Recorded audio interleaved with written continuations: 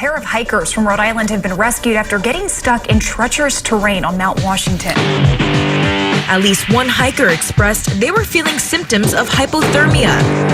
Officials tell us the hikers were brought to safety around 10 p.m. and thankfully there were no injuries. This was no drill, but a real-life emergency deep in the White Mountains. Broadcasting from the Woodpeckers studio in the great state of New Hampshire, welcome to the Sounds Like a Search and Rescue podcast, where we discuss all things related to hiking and search and rescue in the White Mountains of New Hampshire. Here are your hosts, Mike and Stump. All right, Stump, so it's 2022. Welcome back. Back from break. We are back from break. Current situation is it's insanely cold right now. Yeah, unbelievable. Like dangerously cold. What are they talking? Minus 40 wind chill? That was what I saw on my my little FEMA app. Like, damn. Yeah. I remember we went out on that hike on Osseo. We did the Flume and Liberty, and it was like that crazy day. I think it's going to be that snap of weather. Yeah, these bursts of weather with this cold conditions, usually it's like 2.5, 3 days of just insane, wind chill and stuff. Yeah, and then it just eases out a bit, but I think we're in it. Yeah, damn. So my wife's freaking out, and we'll talk about some of her strategies to keep warm in this, but yeah, I'm a little nervous for her. She's like, do we have to deliver the mail? Yeah. Well, the mail's got to be delivered. Yeah, so. it sure does. Or the Amazon packages anyway. Like, oh my God. Yes. Yeah, exactly. Well, before we get into that, so it's the new year. What did you learn in 2021, and you have any goals or resolutions for 2022? What did I learn in 2021? I learned how to start a solo business, and it's scary as hell. Mm-hmm. And that's a work in progress. And that's sort of my resolution, I guess, is to really get that thing rolling. It's been a very complicated time for physical therapists at the moment because of restrictions and this and that. So it's been a weird year, but yeah, that's one of my resolutions. How about you? I have just like minor things. Like I obviously want to be more engaged with the family, so I'm gonna try to make sure that we do as much as we can. And it's like I'm doing it more in spurts now, because now that I have one in college, so she's not around as much. So when she comes home, like I want to try to be as conscious as I can to do some sort of family togetherness stuff, because we're getting at that point where, they're all going to be old and not want to hang out with us. I mean, they're already there basically. It happens fast. We have them captive. So. Yeah. But then just little stuff. I want to get more and more away from social media because it's toxic. And hell yeah. I want to make sure that I'm away from that. And then I am just doing a couple of resolutions. I have, I'm going to continue my streak to try to make sure that I put all of my clothes not inside out in the hamper for my wife, because she does the laundry. And then I'm going to get one of those smokers. Yeah. So that you can like smoke meat and stuff. Sure. Yeah. So I'm going to try to do that in the spring. So wow, that's about it. A real survivalist. Didn't learn much in 2021. You're getting into the survivalist mode. I am. Yeah. I don't know what the hell's going on. I got to go to BJ's and get like pasta or something like that. The world's going to hell. Have you noticed any supply chain issues there? I'm starting to notice it up here. I don't do grocery shopping. Yeah. I don't know. Honestly, I haven't noticed anything. Yeah. I've noticed it in the produce in particular, regionally. So, I don't know. Just trying to get a feel of what's happening out there. Interesting. I did go to Publix in Florida, so I was down in Florida, and I seemed like the shelves were pretty well stocked. So, I don't know. That's about the last time I've been to a grocery store. Cool. Yeah, my wife and I have been grocery shopping, like trying to do it every Sunday, so that we're set for the week. And it's so romantic going grocery shopping on a Sunday, like the last thing you want to do. But yes. Yeah. But hey, 2022 is here. Let's make the best of it, huh? Exactly. So we had a little break. Any updates? You do anything fun? I know we're going to talk about 2 hikes that we did around and on the break. So anything outside of those 2 hikes that you want to share with the audience? Oh, and are we on the hike section already? Not yet, no. Yeah, I did a couple hikes. I've been out, but I guess that could be another resolution, is just to get out a little more often. I'm still sort of in couch mode waiting for the rescue calls to come in, which is fine. But yeah, it's been really just quiet. Just sort of hanging around, low key. I'm pretty boring, as you can tell. Yeah, I can tell. Tell. Well, I spent some time in Florida. I was a flatlander. A flatlander, huh? Oh, God. Yeah, I was in Florida. We did some kayaking. We did a little bit of beach time. We did some school visits, and that was about college? it. And we just drove home. Yeah, we had to check out one more school my daughter wanted to look at. So okay, well, that's great. Did she like it? Yeah, University of Central Florida. Okay, so it's like out near Orlando. So it's biggest school in the country. Apparently, I didn't know that, but it's. Yeah, she wants to go down south, so we'll see what happens. Interesting. Well, that's cool. She'll be near family, too. Yeah, exactly. Cool. So anyway, but the next up here is sponsor talk and coffee stop. Yeah. What do you got? Well, man, we got a bunch. So they just kept on rolling in over the break here. So we have 5 donations from Max George M. J. Frooks, Jennifer, I believe, donated 3. Megan donated 5, and she had a question about our pronunciation of Willie. Is it Willie or Wiley? I'm pretty convinced it's Willie. Well, I think it's Willie too. I'm going to go with Willie. Yeah, I think I even gave it the translate test, and it came out Willie. So we're going to stick with Willie for that one. Yeah, because if it's a Wiley, then that whole story about how like the origin of giving me the Willies doesn't make any sense. Yeah, exactly. You don't get the Wileys, you get the Willies. Yeah. Now, Chris donated 5, and he asks, is it Friday yet? And I bummed him out by telling him that we were going on break. Wendy A. donated 2. Rick R. donated 5, and he requested that we send warmest wishes for Jennifer R.'s birthday. So, Jennifer, happy birthday from me and Mike. Happy birthday, Jennifer. Yeah, thanks for listening. And then Jackie and Bruce donated 5, and we're going to talk about them a little bit later. I had a run-in with these 2 fanatical fans. Okay, very cool. Oh, boy. And let's see, for our sponsor, that's Rek-lis Brewing, where you'll enjoy the best food, craft beer, and fun just 15 minutes from Franconia Notch, many 4,000 footers, and less than 10 minutes from the 5 corners. You know, Mike, I was going to give you a heart attack tonight and surprise you with a live in-person appearance by Steve, but he had to cancel because apparently he had something else going on. So your heart attack was avoided. No, you can do that anytime. Anytime. So I'd love to get Steve or anybody else. Well, you know, Rek-lis has a ton of new stuff coming. So I just wanted to get them in, and we'll get them in soon. Awesome. All right. So then are we ready to do the show summary here? Or you got anything else before I get into that? I think we're good. Yeah, we are good to go. All right, audience, welcome back to the SLASR podcast. If you're new, welcome, and if you're old, welcome back. Sorry about the break, but we need a little bit of time to decompress, and we took the end of the year to do it. So tonight we are easing our way back into the new year with a highlight discussion on some recent hikes that we have done over the past few weeks. Stomp and I will break down a day hike on the Squam Range. We'll cover, and then we'll also cover some details on a winter hike up Moosilauke, where we were able to put some group winter hike dynamics to the test. So in addition to the hiking discussion, we have some listener topics that came up, and then Stomp also had his cover blown in the Crawford Notch parking lot. So we've also got some new winter hiking clothes that we're going to talk about, and we will go over recent search and rescue news. So I'm Mike. And I'm Stomp. Let's get started. All right. So what are you drinking, Stomp? Well, I tapped into my wife's stash from all these gifts, like her male patrons were giving her tons of gifts and stuff like that. So somebody gave her this little teeny...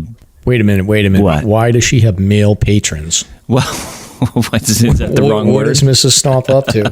I don't know. It sounds wrong. But somebody gave her a bottle. It's a little teeny black canister of vodka, and I guess it's called Neft, N-E-F-T. It's pretty interesting looking. So here it is, Neft.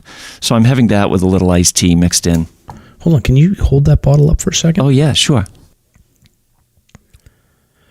So that looks like a little it looks like a one of those 50-gallon drums that they put like oil or something Oh, in. really? Yeah. I think you're right. It was a chore to open it. So you have this little pull thing on the top here, this tab, and you pull it up, and it reveals the little screw to open it.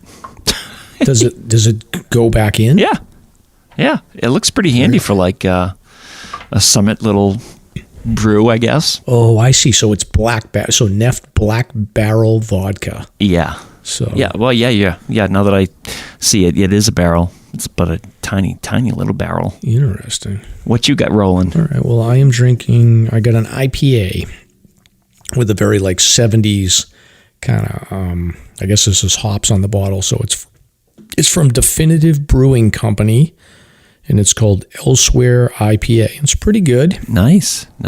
Sounds good. Back to the old IPA. Back to the old IPAs. I went to the beer store and got like 3 different 4-packs. But I've never heard of Definitive Brewing Company. I don't know where they're out of. Mm-hmm. Yeah. But it's good. All right. So I'll put links in the show notes for both for your Black Barrel Vodka and then also my beer.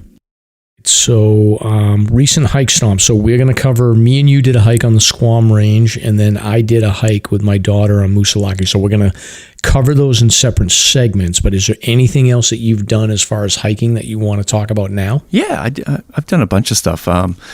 Before this, this onslaught of heavy ice everywhere, I did Welch Dickey.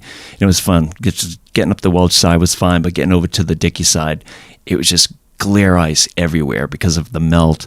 So that was pretty interesting. Beautiful day otherwise. Any slipping, or were you okay with your micro spikes? I did not wear spikes once. So what I did was I just sort of walked the perimeter, the boundaries, and made it through okay, which is fine. I was comfortable with that. I don't know if people know this, but before the large cliffs on Dickey, there's those huge areas of ledge. That was the hardest part. That was pretty tricky. I did do one little butt slide to get over a little section. I did a bushwhack. Fletcher North was cool. That's like one of my favorite places around here. It's got the windmills up top, and I like it because it took me so long to figure out how to get up there to begin with. After 3 or 4 attempts, I finally found this one little entry that's pretty bizarre. It's got this old burnt out RV and this couch that's sitting there, and it looks abandoned, I would assume. So this is no trails. This is one of your crazy bushwhacks that you're doing. Yeah. It's a crazy bushwhack, but it sort of interlaces snowmobile trails and private land, and you have to skirt around the land, and then there's also private roads that go up to maintain those windmills. And it's a weird peak because they saved the peak. It's like this, 100-yard diameter, 50-foot tall mound of rock that they just left there, but they carved roads all around it, and the summit cairn is still there. It's like right adjacent to 1 or 2 of those massive windmills. So it's a very odd summit, but it's cool. And how high up are the RVs or the wreckage that you found? Oh, the RV wreckage is actually at the start. So you have to take Halls Pond Road, excuse me. And that's off of Route 25. And you come up maybe 2.1 miles or so, and you'll see that RV on the left.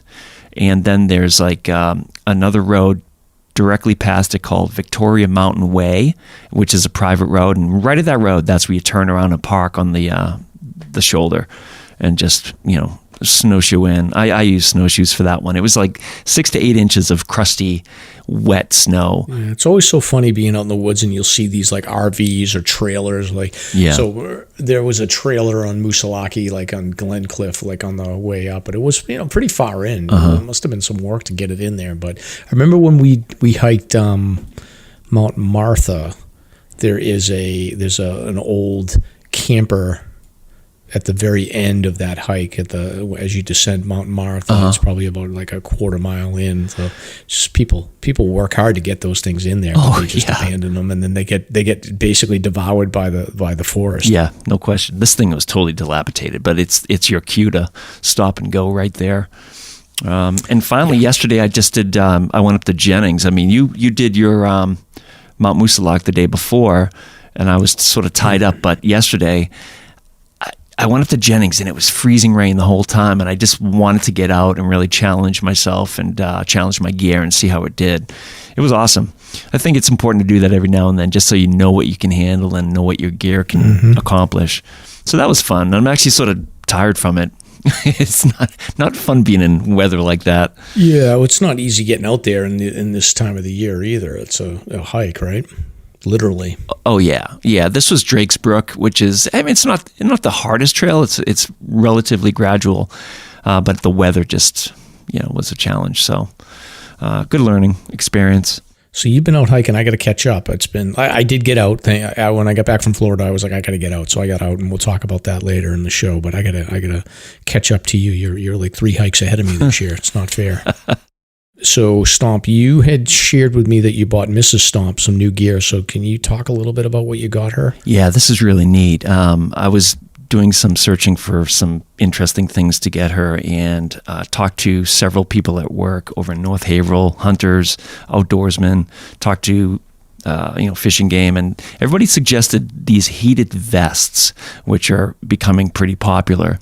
So I picked her up a Mibabo. It's Mibabo vest, and this thing's pretty epic. It's a basic vest with 8-hour battery life to heat yourself in cold weather. It's powered by a lithium battery. At the highest mode, it lasts for, say, 4 hours, I believe, and then at the lower modes, it ramps up to 8 hours. So it's pretty neat. She's raved about it. Talking to Jim Nealon and stuff, he's also saying it's fantastic. A lot of his hunter buddies use them. So check them out. Highly recommended. Interesting. Yeah. It comes with its own battery pack? It's a rechargeable. It's like those cell phone battery packs that you buy that you plug into your USB to charge overnight. It's about the size of a cell phone itself. So the batteries... Yeah, I'm looking at it right now. Yeah, the battery's pretty hefty. And you just plug it in and stick it in one of the side pockets on the vest. It's very cool. Interesting, yeah. I'm actually pitching it to the search and rescue groups because, we have several strategies we use to warm people up, and one of them is this older Norwegian heater, which actually uses charcoal briquettes that you light on fire, you stick it in this tin canister, and it pumps warm air through these tubes, and you just drape the tubes over a hiker or a victim, and that's hypothermic. So, the thing's heavy. That's the other thing about this vest and the battery itself, ounces. It's super, super light. Interesting. Yeah, I'm checking this out right now. I mean, it's not like, does she like it? Like, is it fashionable? Oh, she loves it. I don't really have any. Oh, she loves it. It's totally fashionable. Absolutely. The female version is cut to the waist a bit, and there's a version for men as well that's a little broader. But yeah, she absolutely loves it. So Mibabo. So I've seen some other advertisements for it, and it is like this one looks like it comes with its own battery, but I've seen others where you can just plug in like an Anchor battery that a lot of people use, and it'll run the heat too. So that's interesting. Huh. Yeah. Check it out. It's absolutely the coolest thing. Very impressed. I definitely will. Yeah, well, I didn't get anything as cool as you, but I did want to sort of give the audience a heads up. So my wife got me, I have a ton of darn tough socks, and I've got some Smart Wool brand socks, but she got me Bombas socks. Have you heard of those? I have not, no. Yeah, Bomba. I think it's, so Bombas, so Bomba. Oh, okay.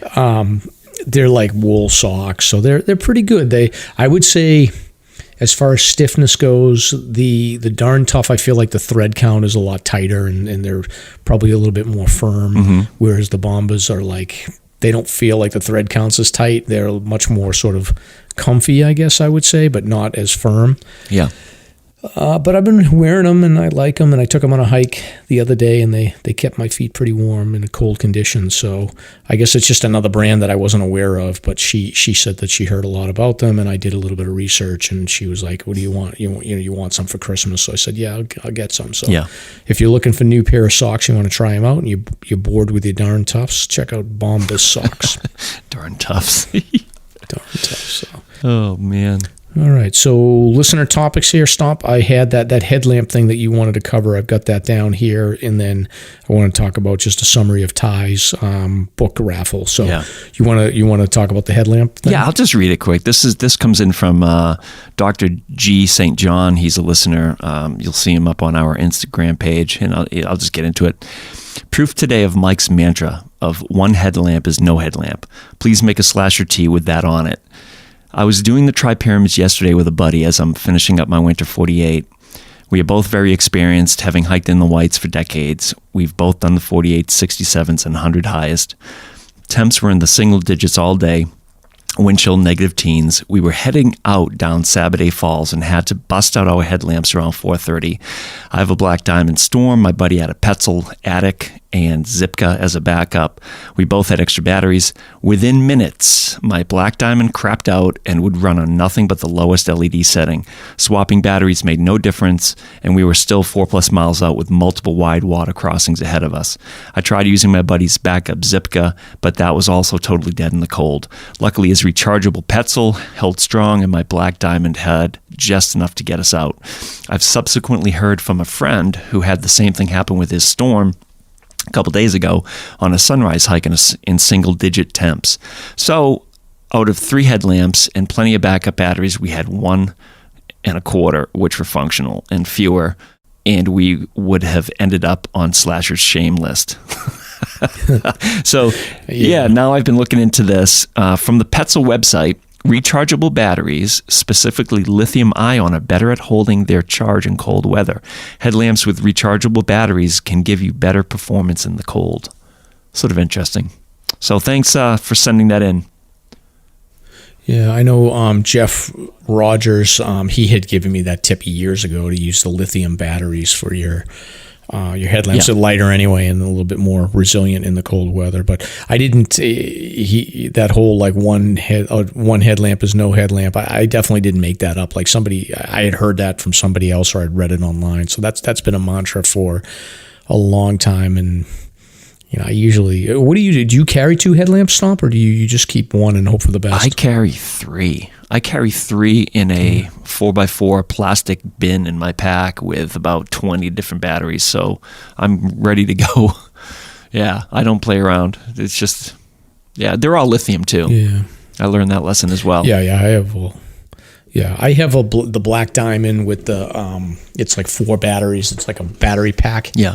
It's heavy. It's probably more heavy than I need, but it just gives me peace of mind. So I'll always test it before I leave, and then I got extra batteries, and then I have it's like a cheap Walmart headlamp that I use as a backup. And as a matter of fact, I use that Walmart headlamp like almost every morning on my runs because it's a lot lighter and just easier. So I keep 2. And the other thing too is like I almost never start a hike, especially in the winter.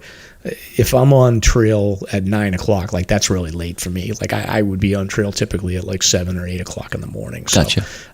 I don't sweat it too much, but then again, you never know. So bring 2 headlamps. Yeah, absolutely. This little submission by him made me start to think of keeping my batteries in the house though, because I typically just leave my box of batteries in the truck. So I'm wondering if over time they're draining out. I don't know. We'll see. Yeah. I don't know. And I don't know anything about those rechargeable headlamps. I was looking at one. I was going to buy one. As a matter of fact, I think when I bought the Black Diamond, I thought I was buying a rechargeable one, but I didn't. It wasn't a rechargeable one. It's got the battery pack, and it's like a lot heavier than I wanted. Yeah. And I was thinking about sending it back, but I don't really know much about the rechargeable ones, but it sounds like this one bailed them out. So could have been a long night for those dudes. Yeah, no kidding. Yeah, cold and 4 miles out. Holy moly. Exactly. So you want to give an update on the Ty Gagny raffle that we did? Oh, yeah. I totally forgot about that. Thanks for reminding me. We actually had several donations, and I just deleted it. Oh, no, I'm sorry.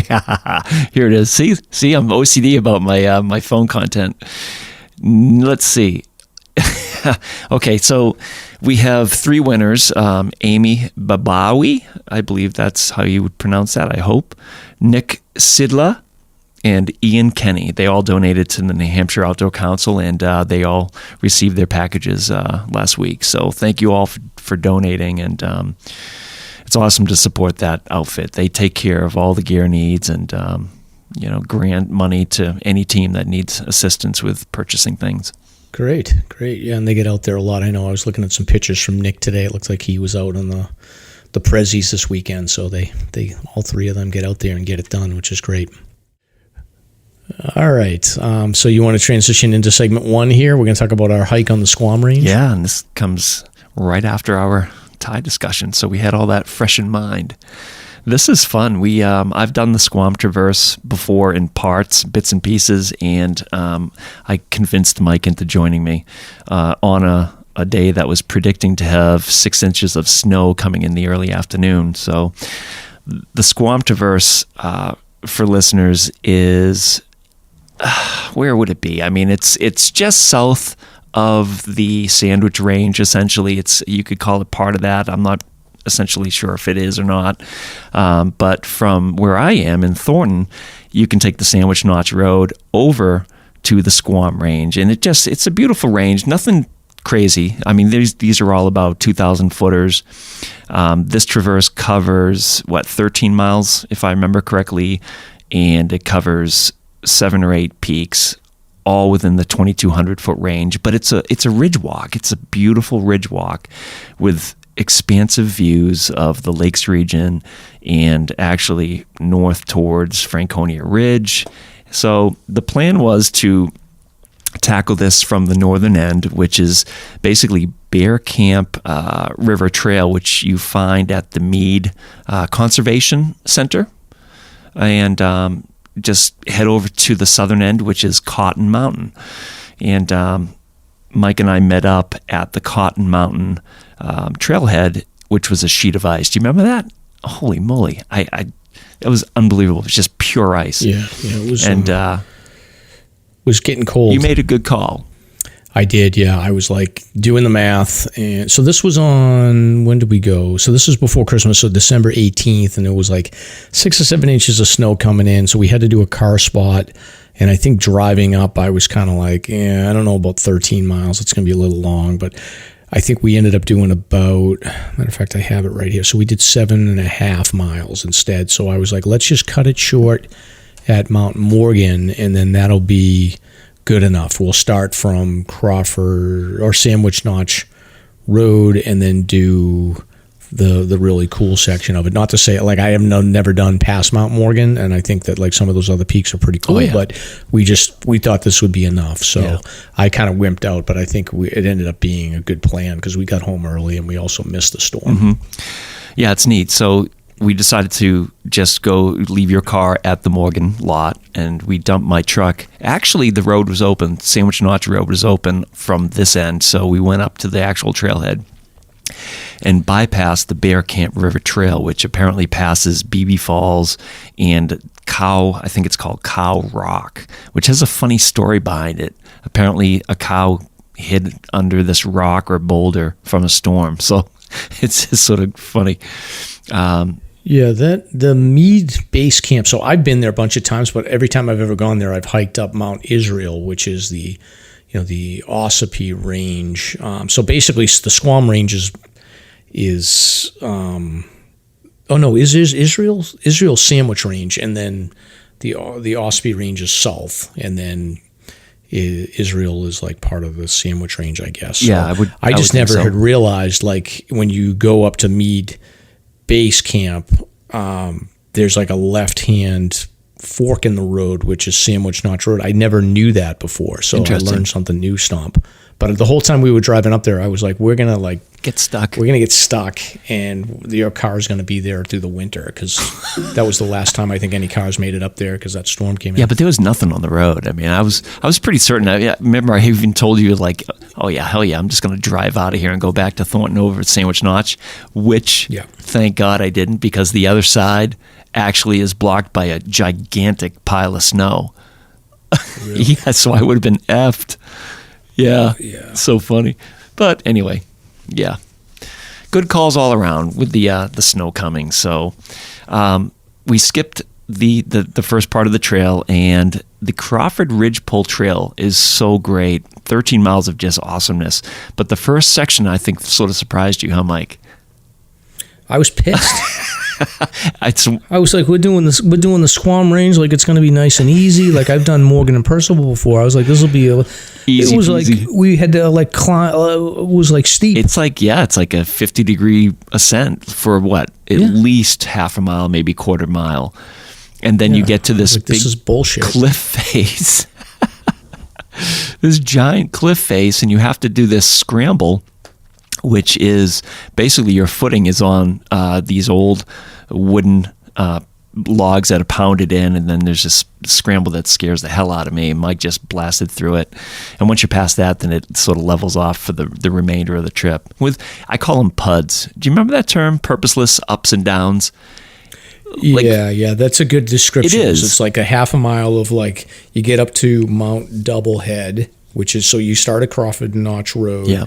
Do that ascent up to Mount Doublehead, and then from there it's just sort of just meandering, easy up and downs on this ridge line for what it's got to be 5 miles out to Mount Morgan, right? So we go through absolutely the Mount Squam, and then we hit Percival and Morgan. But before you even get to Percival and Morgan, there's like how many views? Probably like 3 or 4, right? Oh, absolutely, just beautiful. Then we bushwhacked over to that other one that was mint.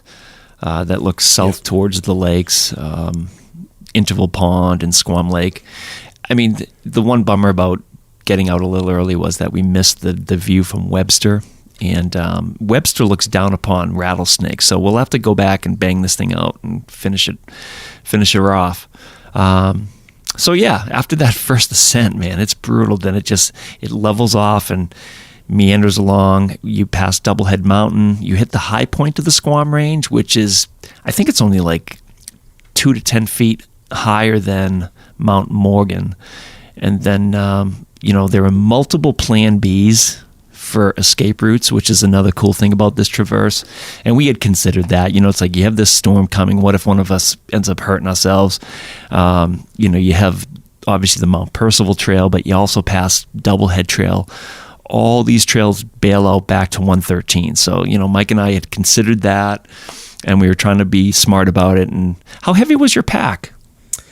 Not too bad. I had I brought the Hyperlight, so I carried a little bit more than I needed, but I don't know. I have no idea. I didn't weigh it, but it probably 30-ish maybe. I don't know, maybe like no, not even close. Probably like mine was pretty heavy. 12 or 13 pounds. Yeah, your pack is huge. Dude. I was like looking at your pack, it's crazy. I was trying to actually get a workout out of it too. I overpacked and I was trying to get a little challenge out of it. But yeah, that's a 115 liter. The Stomp's pack is ridiculous. I don't know what the Hyperlight, it's like a 50-liter pack, and I can fit everything in there for overnight. And I do go pretty light, I think. Yeah. Although I carried extra water because I just didn't bring a filter or anything. I just figured it might be too cold. No, I didn't even know what the water situation was. There's really not a lot of water as far as I can remember seeing when we were out there. But yeah, I mean, you could easily just do a day pack and it'd be no problem. But, yeah.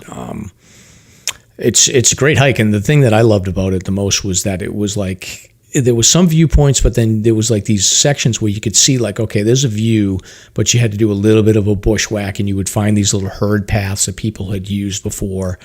And then you could get out, and it would alternate between, you would get views of the Squam Range, and then you would go off the backside and you'd be looking out into the Sandwich Range, and then you got like, there was one section where we had that amazing view like right out to Welch Dick. Right. You could just see it, like you could almost touch it. That's in between Doublehead and Mount Squam High Point, and it just opens up huge, just all rock, and there's this beautiful pond, this little mini pond, just gorgeous, man. It's awesome. I don't think too many people venture out beyond Morgan Percival. I think Morgan Percival gets the limelight, but the rest of the Crawford Ridge Pole Trail is fantastic. Yeah, and it would be a cool, like I think for a winter hike, if you wanted to do something, especially if you had like a weekend like this where it's going to be ridiculously cold, like I think going on a hike like this where you're very well sheltered, and it's if you want to get some adventures going, like this would be a great hike. The only issue with this hike is that, although this may change after me and you and our big balls, but you don't see anybody. There's no, only people only go to Morgan and Percival. All the other sections of this, I don't think anybody really travels on except people that are kind of in the know. Right. So I would highly recommend it. It's a great area. Yeah, no doubt about it. And, we did end up going down Mount Morgan, which was Mike's idea, and I still hate you for it. That's scared the hell out of me. Yeah, I got to say, Stomp, so for the audience, so Stomp, probably 4 or 5 years. How long has it been since you did that Lowell shoot? At least, I've been up here, 5, 6 years? Yeah, probably at least 4. It was Stomp went from climbing the Mount Lowell chute with a bicycle helmet to needing an emotional support person to help him climb down the ladders on Morgan. Exactly. Kind of funny. I was like, what happened to you, old man? I was a wreck. Oh my God, I didn't trust my shoes. You go zipping out just above the ladders. There was that open cliff with a 30-foot drop, and you just zipped right down it. I'm like, oh my God.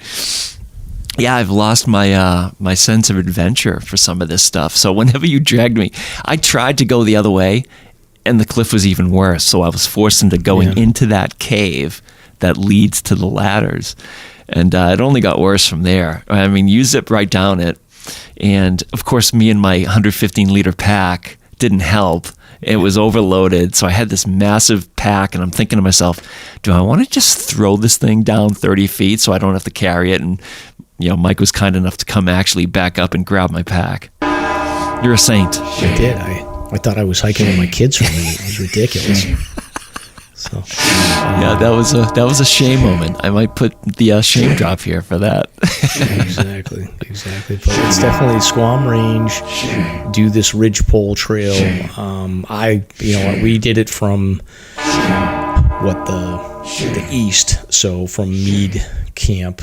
If you're looking to get out there in the winter, it may be worth exploring. Yeah, it goes southwest, roughly. Yep. Yeah, but I think I've been up there in the fall before, and it's an amazing fall hike. But any time of the year, I do think the Squam. I think whatever the association is that manages that area, they do shut that area down in the wet season. So I think in the spring, there's a period for a month or so where they shut hiking down. I did not know that, but that's a good idea. Yeah, I don't know what the details, but I've heard that. Yeah. Also, I had one awesome dad joke on this hike that I had to share. I was proud of you. I was damn, that's a good one. It was pretty good. So, although I don't know, we'll let the audience. So I had a dad joke. So we were racing a storm. So we cut it short because we were like, there's going to be this storm. I wanted to drive home before it started snowing. So we took some pictures, and one of the pictures I labeled it the Squam before the storm. Get it? Squam before the storm. Oh yeah, instead of calm. Yeah, my kids were just like, "Yeah, it's a dad joke." Oh yeah, that was a good one though. You had me in stitches. Yes. Yeah. So, any other thoughts on this before we move on to the next one? No, I think we're good. But yeah, I mean, we will come back for that second half. Mount Webster is just something to see. It's beautiful. Mount Livermore, Mount Cotton. I've not been there, but yeah, good stuff. Yeah, you talk about that Webster a lot. So get out there and check it out. Incredible. Yeah. All right. So next one, we're going to highlight Moosilauke. So I hiked, or is it Moosilauke? What's the audience want me to say? Moosilauke or Moosilauke? We'll find out, I'm sure, in the comments. All right.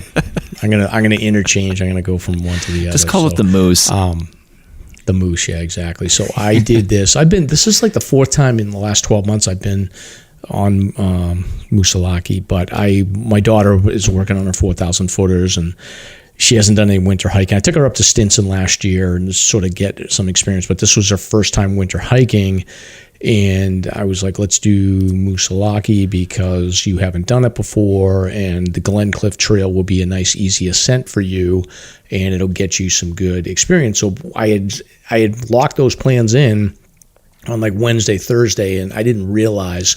Matter of fact, I didn't even look at the weather in a lot of detail until you had flagged it to me that like, hey, it's going to be insanely cold. Yeah. And then I started digging into it a little bit more, and we had to adjust our gear. Because all I really looked at is I was like, all right, it's going to be a clear day. That'll be perfect. And the wind's not going to be too crazy. Well, but I didn't really side. Consider the wind chill. Yeah. Yeah. So anyway, it ended up being a bit of a challenge for us. Oh, really? So how so? Well, I think the hiking was good. So I had to prepare her and kind of go through the gear, and she was good. She knows. I mean, she's done some winter hiking. But first of all, we got there. The parking lot was full when we got there. I was surprised. We got there at 8 o'clock on a Saturday morning, and the parking lot was full. So we were able to park off to the side, but there was already a crowd going. And then, we talked about this with Ty around like group dynamics, and we talked a lot about like making sure that everybody in the group is comfortable enough to sort of have their say. But that shit all goes out the window when you're hiking with your own kid. Like there's no way to change the fact that I'm going to be calling like all the shots when it comes to once we get above tree line and whether to go or not go or all this stuff. Like it's just completely different scenario when it's your own kid and they don't have a lot of experience. So there was basically all the decisions were going to be on my shoulders, which I hadn't thought about when we were talking about with Ty, but like there's a lot of people that hike with family members, and it's just automatically going to be default leader. That dynamic. I'm assuming like with your kids too, it's the same thing, right? Oh, absolutely. Yeah, no question. Yeah. But I think that they understand that, I'm the guy that's always out there hiking. I have the experience and this and that, so they default that leadership role to me. But you assume it yourself in that case.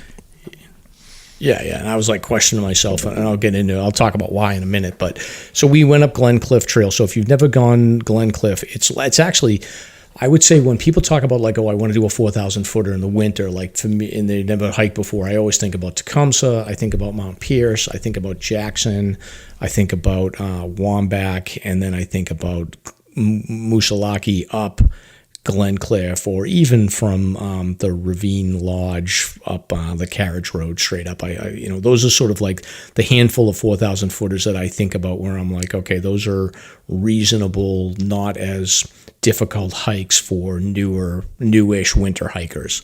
So that's why I picked Glen Cliff, because I was like, all right, of the ones that she's done that she hasn't done, this would be probably the one that's most attainable. She's in pretty good shape. She just doesn't have the experience in like layering and managing heat and all the getting the gear on, getting it off type of scenario. So it was a learning experience for us. And I knew that going into it. What I didn't expect was how significant the wind chill and the cold weather was going to be, and how when you have that cold weather, it like limits, because she struggled with her gear, it limits the amount of time we had for her to be basically screwing around with her clothes and her gear, getting stuff on and off. Yeah. So that was sort of the challenge. That route is more exposed, correct? Once you get past the spur for South Peak, is it mostly exposed? It is. So the original plan was we were going to go up Glen Cliff, and then we were going to hit South Peak, and then come down and then go to the main peak. So from South Peak to the main peak, it's about a mile. Yeah. And then once you go up Glen Cliff, the first like 2.25 to 2.5 miles is very gradual. It's a very easy hike. And then the last half a mile or so, you end up gaining like about 1,000 feet of elevation. Maybe it's a little bit less, but it's steep. Yeah. So you have a pretty good ascent up to the trail junction where the South Peak spur goes to the right, and then the carriage road to the peak goes to the left. So I was already like, given how cold it was, I had already made the decision. I was like, we're going to skip South Peak and go right to the peak, and then we'll make the call on whether to go to South Peak on the way back. Just because I was like, all right, I don't know if she's going to be down for the extra mileage, and I didn't want to push her. And she was fine going up. We put our micro spikes on, and she had her gear, and she sort of realized like, oh yeah, I'm really heating up here, and I'm nice and warm and comfortable. But when you get past the spur and you get on the carriage road, you are more and more exposed. So I basically told her, I was like, look, we're going to pick a spot where we're going to gear up, and you're going to have to get, your goggles on. It's going to get windy, and, it's going to take a little bit of time. So that was where we We went down probably another half a mile from the trail split, and we were maybe like a tenth of a mile from where you were really exposed. Mm-hmm. And that's where we stopped to get her get geared up. And you know what that, basically, if you've never done winter hiking, typically what you're doing is generating heat, and you've got like your light jacket on and gloves and a hat. And then once you know you're going to go above tree line and it's going to get really cold, that's where you want to fully gear up and be prepared for it. So we stopped. I sort of explained to her ahead of time what to do. The problem was that she just had a hard time executing. So I sort of was like, let me rush to get all of my clothes on. So I put on my extra jacket.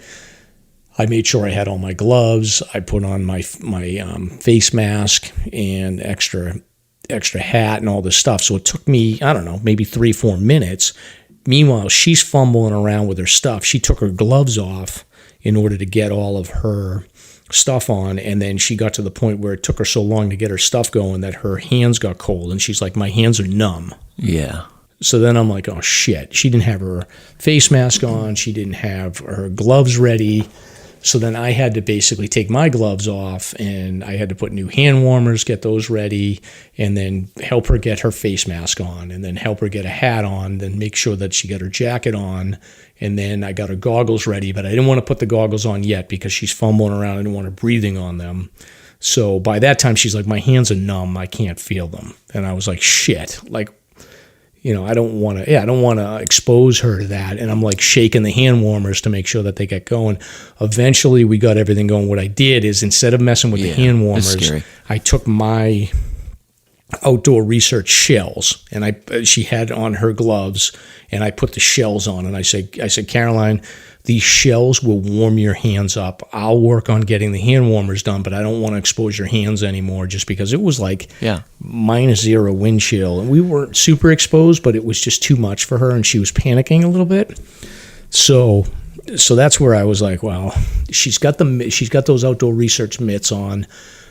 I know from experience that as long as I'm moving, like those things have brought my hands back from like the worst pain ever. So I was like, well, we got maybe, exactly. I'm like, we got maybe 4/10 of a mile to go to the peak. And I was like, fuck it, let's go. And, I said, how are you feeling? But of course, that's a dumb question for me to ask, because she's going to be like, I'll do it, because she's going to rely on me and thinking that I want to go to the peak. So the whole time I'm hiking with her and we're heading up and we're above tree line, and I'm thinking like, oh, how are her hands? Is she enjoying this, or is she just coming along because she wants to come along? She doesn't want to disappoint me. So it's kind of a weird scenario. Yeah, it's an odd dynamic. Exactly. But the nice thing is we saw the sign, and she asked me, is that the peak? And I said, yeah. And she's like, oh, it's right there. And I was like, how are your hands? And she's like, they're cold. And I was like, all right, well, I'm going to take some pictures. So I took some pictures, took some video, and I was like, what do you think? And she's like, this is great. We stood up there for like 5 minutes, and then I was like, let's turn around. How was the wind? It was probably steady 25, 30 mile an hour wind. Okay. Enough just that you knew it was there. Okay. Because that's the interesting thing too, that when you're coming back down that trail, you're heading southwest. So you have to consider you're going to be going into the wind if there was a significant wind event or something like that. So that's always something to factor in. Cool, man. And one thing that we do on the search and rescue teams is windmills, arm windmills. Just stand there and whip those arms in big, large circles until your hands come back. It works like a charm. Really? Oh, yeah. Yeah, you look like a fool, but you just stand there and just whip your arms in large circles as fast as you can until your fingers come back. Interesting. It just sort of forces the blood down into the periphery of your fingers. Yeah, I never thought of that. Yeah, and I was like, so I'll have to think about that. She was saying that she was moving them inside the mittens. Oh, sure. Where I went with my head is I was like, well, wait a minute. I'm like, I didn't ask her at the time, but I was like, she had her gloves on underneath, and I think she had mittens on, and then I put the big outdoor research like Gore-Tex shells over those. But then I was thinking to myself, so I was like, maybe she's got her gloves are on too tight, and she constricted her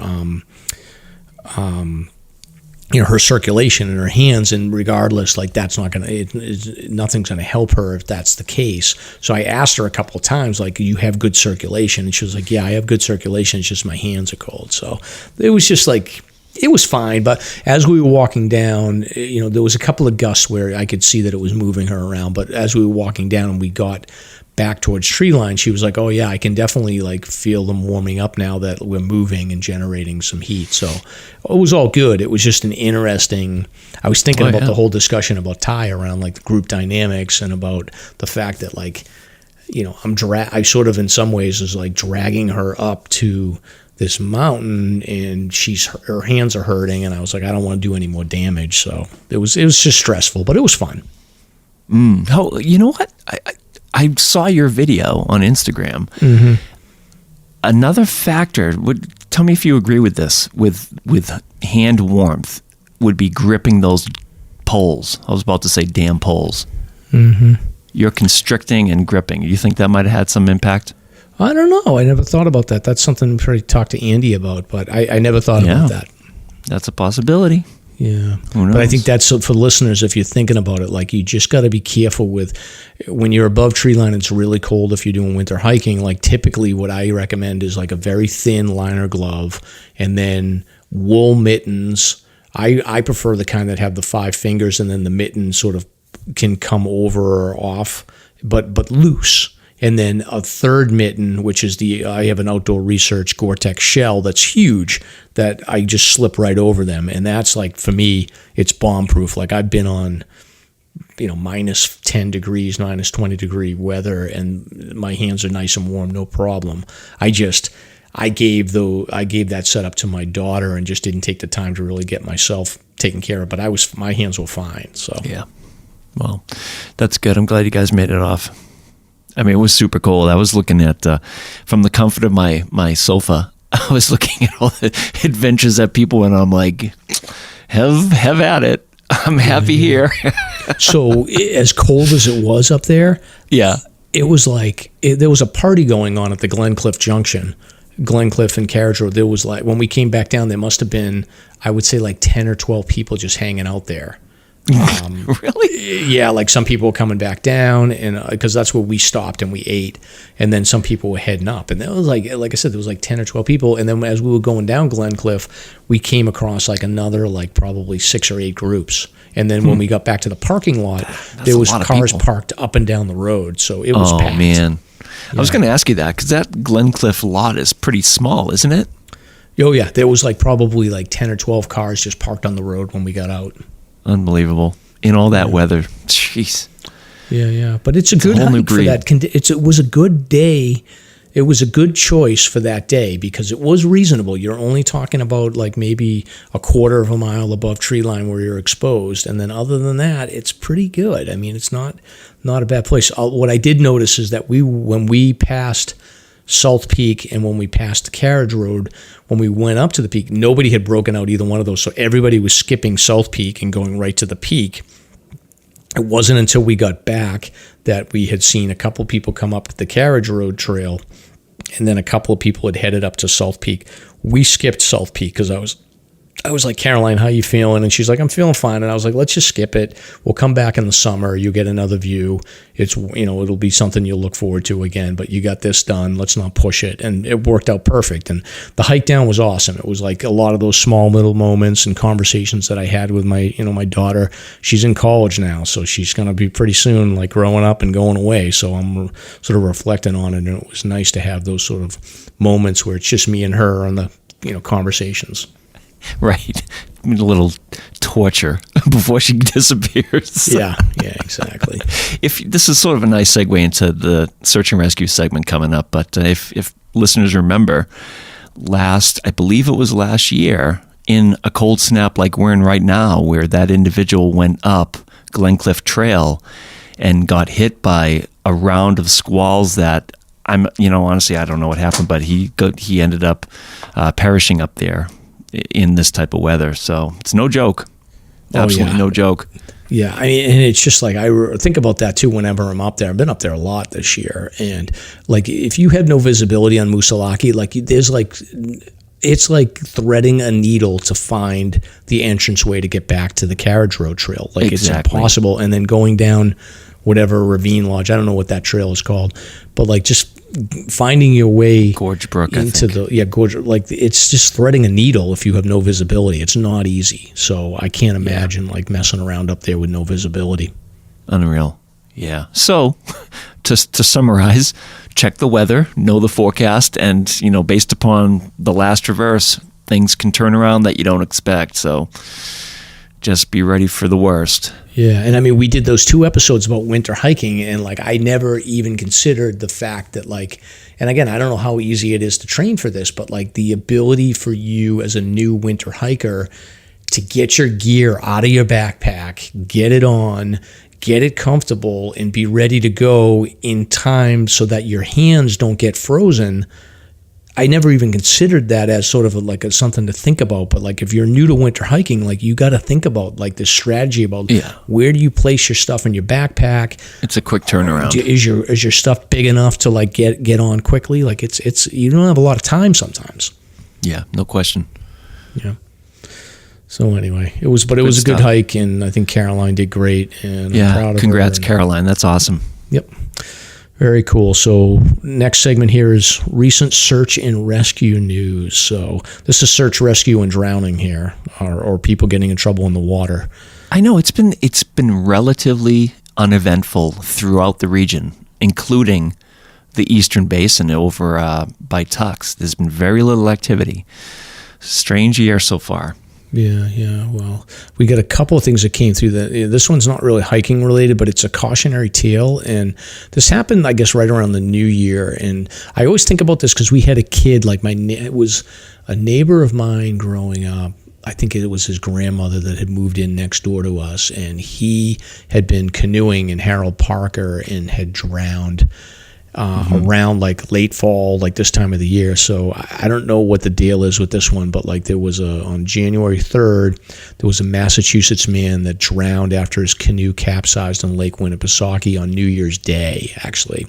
So it was like Saturday at 11 o'clock at night, and they were group of people out on the canoes with no life jackets or anything like that. And unfortunately, the canoe had tipped over, or somebody had fallen into the water, and they didn't make it out. And Wolfboro Police Department and a bunch of surrounding fire and state police had to respond to the scene, and they were investigating it, and they conducted a search. And I guess they had a 2-person kayak and a canoe. Each of them had 2 people on board, and they were going to Grant Island, and both vessels, I guess, capsized, and the 4 people were all in the cold water. They tried to swim to Grant Island using one of the capsized vessels as flotation, and I guess somebody else came and took a canoe and aided 3 of them. And they got to this Grant Island until the first responders got there. But unfortunately, one of them was recovered in about 15 feet of water. So again, our friend George talks about this too, like how dangerous it is. If you have your clothing on, you fall in the water, it's cold, you go into shock, and you're going to go under quick. Right. So, yeah, absolutely. Anyway, so sorry to hear that. And, hopefully that'll be the last drowning incident we'll hear about. But there was another incident that came up on Lake Winnipesaukee, which was, I guess, prior to this event. This was right after Christmas. There was 3 people and a dog that fell through on thin ice. So I don't know what the deal is with ice fishing. I know that people are into it. I don't know what the rules are around like making sure that ice is safe or not. George did send a link to me that Fish and Game puts out around ice safety, that I'll include in the show notes. But I think it's still like it's going to be a cold snap now. Maybe the ice will be good after the next few days, but I would just be careful getting out on ice. Yeah, absolutely. They've got that Pond Hockey Classic coming up soon, don't they? Yeah, I don't know when. On Winnipesaukee. Jimmy Chaga and Casey do that, right? Yeah, they do. Yeah, I'm sure. Yep. That's always an interesting time. Yeah, looks like it'll be cold enough. Yeah. I think after this week it'll be solid, but yeah. I don't know. I just get nervous. Yeah, no thanks. All right. So let's save the Mount Pierce rescue to the end, Stomp. I got a couple more here that are New Hampshire based, but not necessarily like mountains. So this is an article that I got sent to me by a couple of people, and I saw it going around social media as well. A heroic dog traversed the interstate to lead police to her injured owner. So a 1-year-old Shiloh Shepherd. Do you know what that is? No, I don't. It's like a German Shepherd, but name is Tinsley. So she's getting praise and extra treats after she saved her owner's life by leading the New Hampshire police to the site of a vehicle rollover. Yeah. So this is kind of cool. So I guess state police responded to a report of a loose dog on Interstate 89 in Lebanon, and it's near the border of Vermont, so around 10 o'clock at night. And they tried to approach her, and she was like, I'm not having it. Ran north on the highway into Vermont, and then a short time later, responders were kind of chasing it down. They found a damaged section of a guardrail at the junction, and then they saw a badly damaged pickup truck that had rolled over, and they realized that 2 people had been ejected from it. So they were both suffering hypothermia and serious injuries. And while they were at the scene, the officer learned that Tinsley, who did not appear to be hurt in the crash, belonged to one of the vehicle's occupants. So it became apparent that Tinsley was like, hey, dudes, there's a crash going on over here. So this has been making the rounds on social media, and the state police, I guess they said it wasn't clear how the 2 men had been outside the vehicle, adding that the dog had also been out for a little bit since her fur was wet. But it was like a real-life Lassie situation, according to the police officer on board that was involved. It's really remarkable. The dog saved their lives, and I don't think they would have survived the night given the temperatures. So give that dog some treats and a nice warm blanket to sleep in. I got to tell you, when you said treaty, I turned around because we give Daphne and Luna treaties, and I turned around and she was sound asleep on the couch behind me. So I sent a text to my wife, like, you got to come down and see Daphne sleeping. And, of course, she woke up just as she opened the door. She, like, oh, too funny. She's a sweetie. She loves it down here in the Woodpecker studio. We love your cats. So. Oh, dude, you going to get a dog this year or what? I don't know. I keep arguing with my wife about it, and like it's like one of these things where it's like my wife. So I want to get a dog, but my wife is like, I'm not having anything to do with the dog. You have to do 100% of the work, and I'm like, I want you to want me to have a dog because it's going to make me happy. There you go. And she's like, I don't want a dog, and I don't want you to be happy. So screw you. That's great. Yeah. So, but I've never heard of a Shiloh Shepherd. But this thing, this thing is basically a German Shepherd. I don't know what this Shiloh Shepherd stuff is, but it's a good-looking dog. So, Tinsley, you are our hero of the week. Awesome. That's great. So, okay. And then one. Remember River Dave Stomp? Oh, of course. What's going on there? He just can't stop getting in trouble.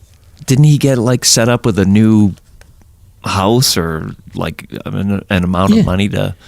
Yeah, he had that like software billionaire dude. So hey, if that, by the way, Mr. Software Billionaire guy, if you're into like listening to our podcast, like Stomp needs a loan. River Dave's done. Forget River Dave. Stomp and Mike want to come work for you. All right, we'll do whatever this cabin is that you're buying. This guy, we'll take care of it. But anyway. River Dave got set up with $180,000 from this billionaire dude to build a cabin on a new location. River Dave was basically like, no, I'm not having that. Went back to the old location. I don't know if there was a shed or something still there, so he's like living back there. He got arrested for trespassing again. So this guy just will not let go of that property. That's really interesting, huh? Yeah. I don't know what to think about it, but he keeps getting in trouble. So he has cash. I don't know what the deal is. So the CEO of the software company gave him $180,000 in August to rebuild a cabin in a new location. Huh. Yeah, and I guess the guy wrote a personal check to this dude, and the guy was like, it's not good enough. I want to live in this property. And the other guy is another old dude that's like 86 years old. Right. And he doesn't want him there. So, yeah. Yeah. Two stubborn old timers. I think so, Stomp. Yeah, we talked about this at length, like the whole eminent domain and all that business. It's crazy. Not eminent domain, but adverse possession.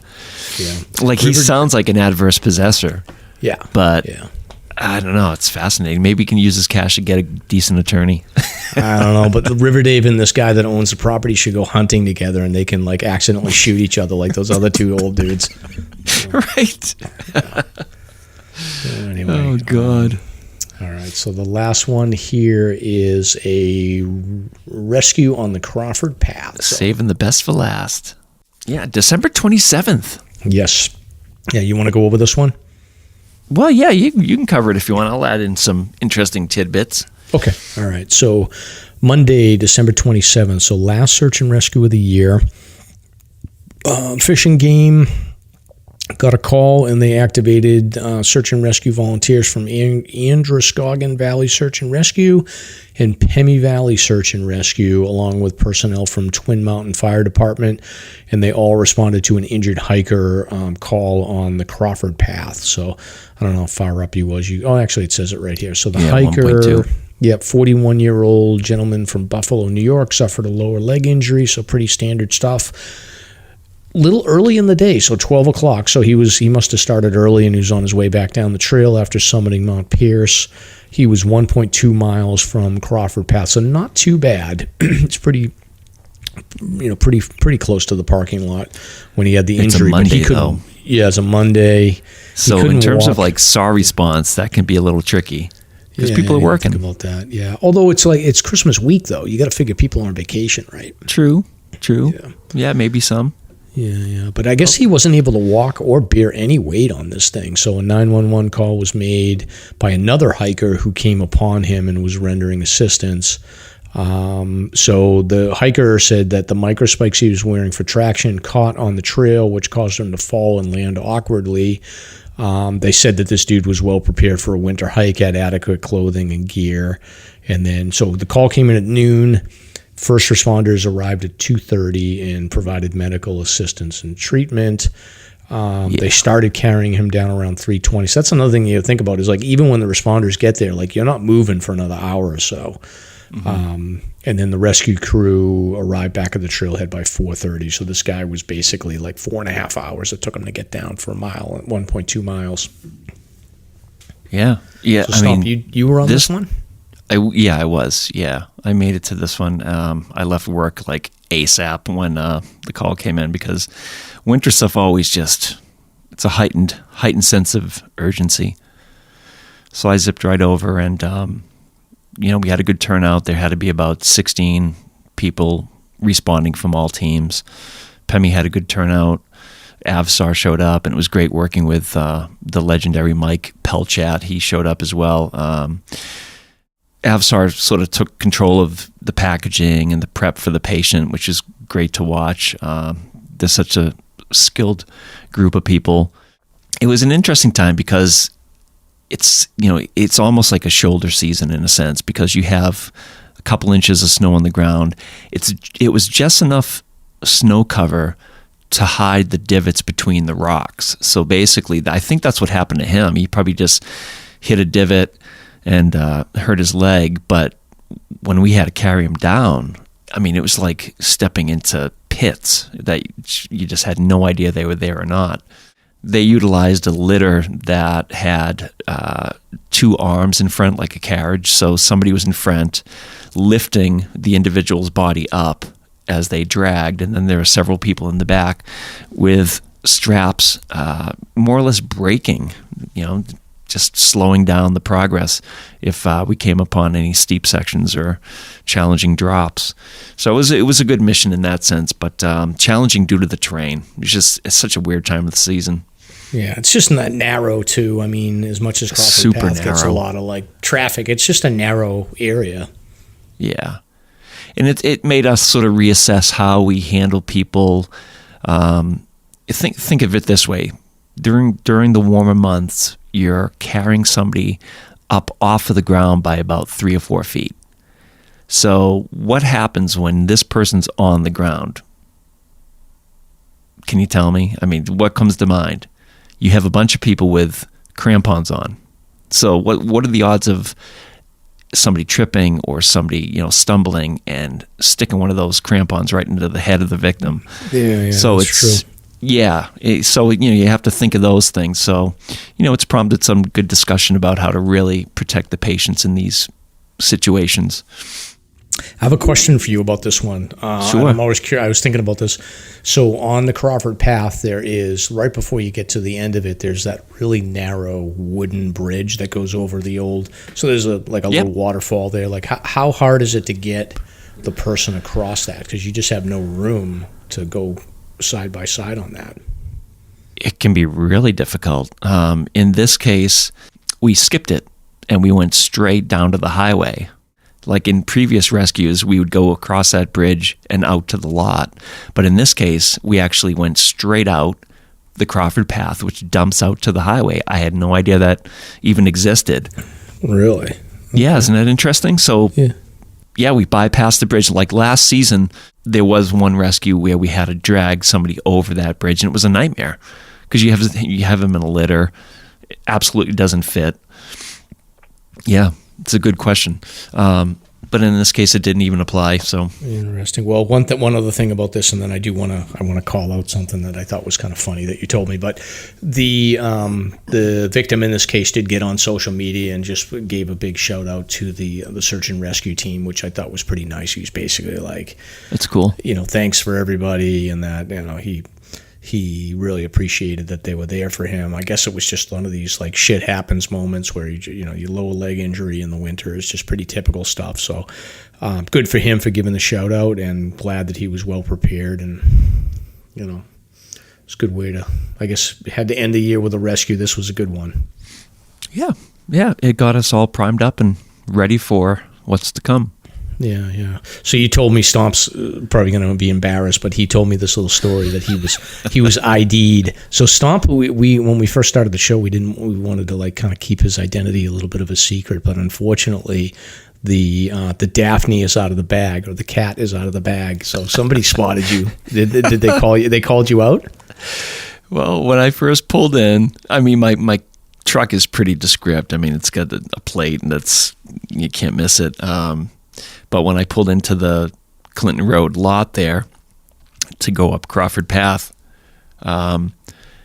this car was getting ready to pull out, and so I just pulled over to the side and waited, and these two people that were just taking off all their gear at one point came over to me. I stepped out of my truck to talk to one of the Fish and Game officers, and they came over and said, "Are you Stomp?" Oh no! I know. Oh, don't! If anybody's listening, don't ever do that again. Oh, we do not need this guy's ego to get big. Well, it's sort of funny, and you're so focused on, your head is already up trail with your pack on and what you're going to do with this patient and everything else, and managing everything else.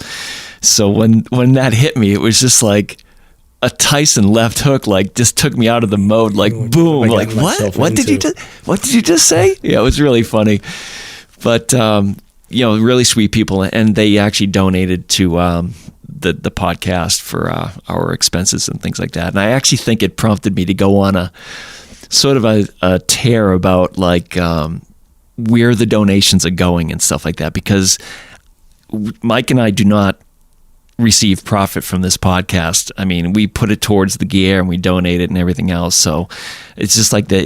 It is sensitive for me. It's like search and rescue has to be separate from what I'm doing here on this podcast, and I've tried very hard to do that, and don't want to give any false ideas that we're like profiting off of the suffering of other people. So, but the recognition was funny, but just keep it in perspective. Yeah, we're definitely not making any money on this thing, but it's fun and it's educational, and well, yeah, that's the biggest thing. It is educational, and I think I was reluctant to do this initially, and I think it's at the point where the benefit of it, I think, is starting to show fruit, which is fantastic. It is educational, and I think people are listening, and just the feedback we're getting is a definite positive thing. Yeah, and I was hesitant about it too, and I think, there's been some people I know that are acquaintances that are sort of like they've taken issue with some of the people that we've had on. They've taken issue with, us giving information out about hikes. Like they don't want to have information out there about certain areas, and I get it. Like, you don't want to be sending people out in dangerous situations, but at the end of the day, the goal is to educate. If people are motivated and they want to get out there and do things, that they're going to do the research to make it happen. That's how we learned. They're going to build their own network. We're just sort of highlighting, maybe if we can save people a little bit of a headache, give you an idea on, how you can do this safely. That's the goal here. But it is funny that you got recognized. I got to laugh. Yeah, absolutely. And Jackie and Bruce, I'm not targeting you by any means, but I just want people to know that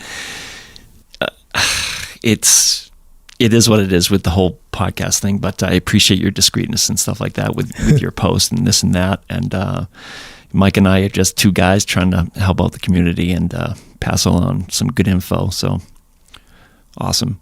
Good stuff. All right. So we are, so this is a wrap on episode 41. So we're going to get into 2022. I owe the audience and you, Stomp, some details on like some gear. So I got to still get the t-shirt stuff going. We've got a good list of guests that we're going to be scheduling in the next few weeks. So we've got somebody that's going to be giving us some details on military search and rescue. We've got a social media influencer that's an AT hiker that we're going to have on, and we've got some other stuff going on. So it should be fun. Awesome. Yeah. And we got to get that buddy hike going.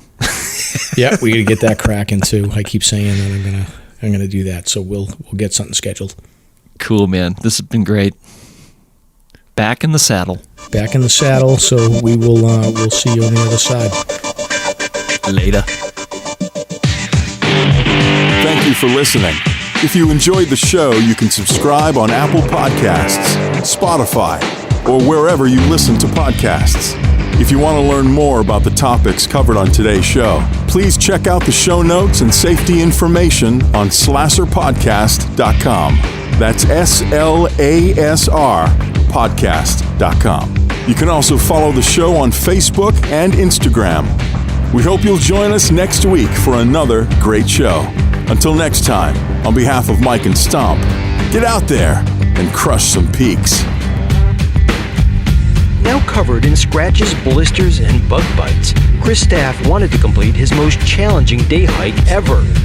Fish and Game officers say the hiker from Florida activated an emergency beacon yesterday morning. He was hiking along the Appalachian Trail when the weather started to get worse. Officials say the snow was piled up to 3 feet in some spots, and there was a wind chill of -1 degree. And there's 3 words that describe this race. Do we all know what they are?